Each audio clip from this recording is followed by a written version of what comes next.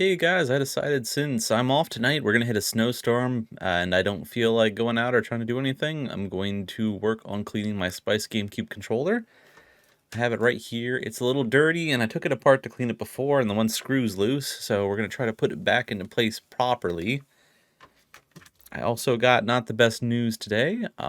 Turns out I might lose my job soon, so. Alright, so this is a standard GameCube controller, an official one from back in the day. There's a little bit of gunk here and there, so my plan is kind of take it apart and then clean it and then put it back together. I'm also having a little bit of issues with this, and I think it's because it's not fully screwed into place. So on the back here, you'll notice there are 6 points with little tri-screws. Nintendo used these little triangle-based or 3-point screws back in the day to kind of keep people from getting inside their devices. And I have an iFixit toolkit now. Back in the day when I first did this, I had another generic toolkit I got on Amazon or eBay. I don't even remember. That was like a little decade ago. And this makes it a lot easier to get it out than the old toolkit did. For some bizarre reason, they made the little head that you put the little screws in really tight. So it'd be difficult to get into these small holes the screws are at. I don't know why they designed it that way. I still have it somewhere, but this just works out better in general than that old toolkit.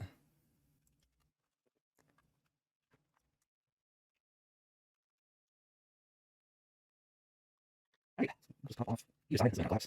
Take that inky case, and there's a little buttons. There's some gunk in there. So I'll probably clean these a little bit. Should be able to pop these off. Yeah.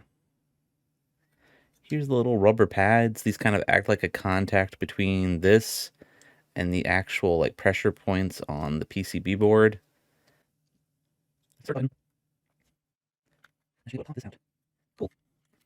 I forgot about this last time I opened it, but the little L and R kind of in these little assemblies that are held in place. You can see the actual trigger moments go, and the PCB board has little buttons that are placed there. Sensors kind of go. And if I remember, these do have analog feedback, so depending on how much pressure you put, depends on how rough it will be.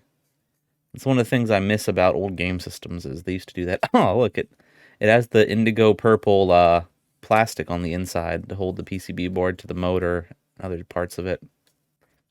So let me try to pop this off. It seems okay. I'll probably plug it in without that just to make sure that works fine. We'll pop off and clean the C-stick as well. Just be gentle with this so you don't rip anything out.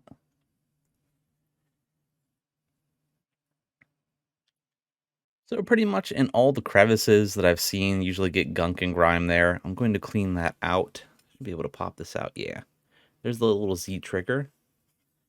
Just kind of clean the casing, clean the buttons, wipe this down and clean a little bit, and then everything should be good as long as I safely and tightly put everything back into place.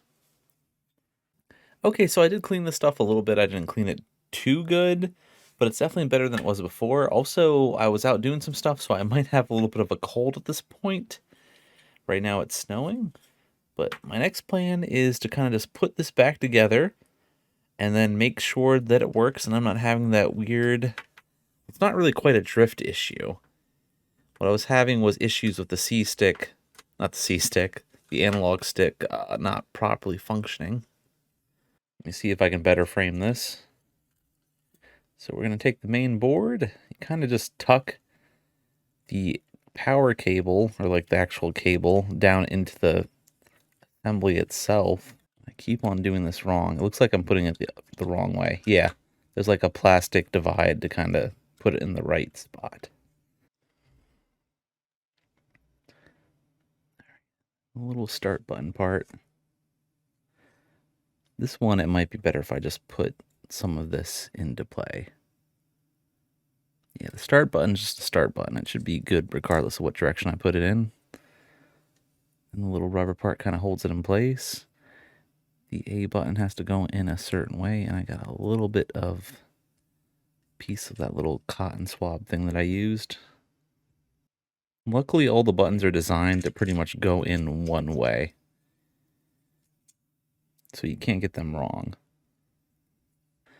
And everything will just kind of line up with the assembly itself, plastic. did mess up and knock this out, so... Okay, so I'll do some video editing because that took a little longer than it should have. Alright, everything feels better. That feels right. The only thing I'm worried about is if the actual joystick part's a little messed up. It would be weird to say that I have drift on a GameCube controller. All the buttons and everything work good, so what we're going to do is start to screw some of these back in place.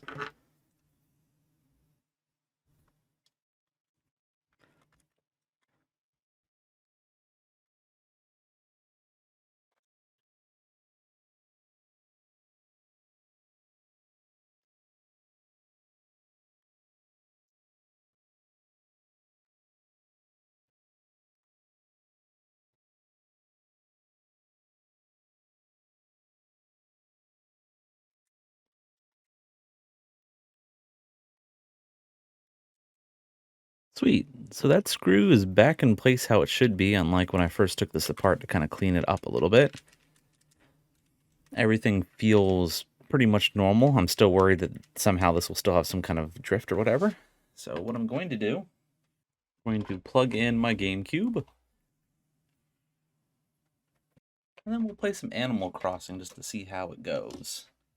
Unplug the Wavebird adapter. Realize that I had this tucked under the GameCube itself and slide it out.